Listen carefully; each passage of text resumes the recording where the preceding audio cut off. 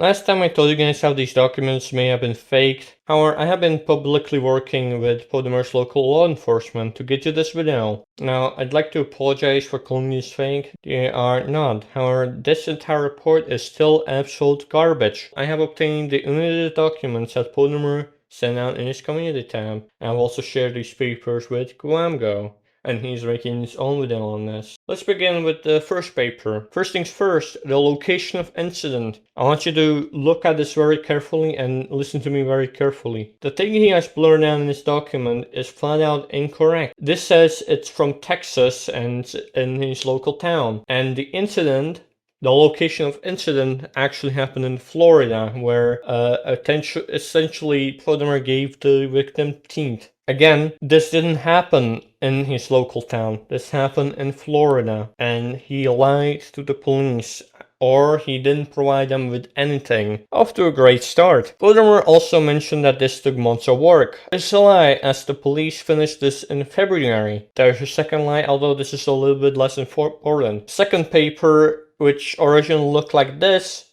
actually looks like this. I want you to look at the third one, being yellow. Now, if you notice these blurred sections, yellow is the shortest one of them all. Her name is the shortest one of them all, and the reason why is every single other person has their first and last names in full caps lock. Yellow, the victim, only has her first name, no last names, and it's not capitalized. The way I think this happened is that Potemer just like gave them, hey, her first name is this. Yeah, he didn't provide them anything else. And if things backing this up, he has actually not provided the cops with any ages, any genders, or races. And he has just photoshopped the document to make this seem like he has actually put out more information to the cops than he actually has. This is also very important because that's a very manipulative strategy to make you believe that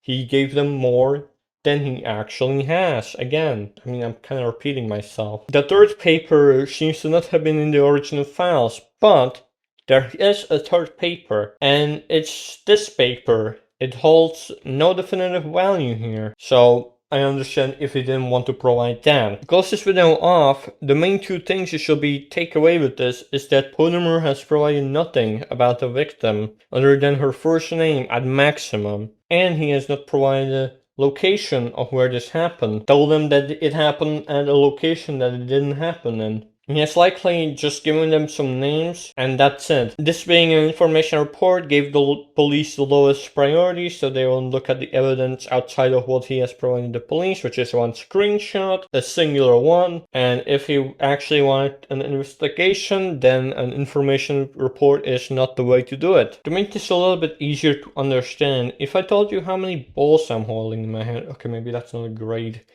way to say it. But let's say I was holding no balls.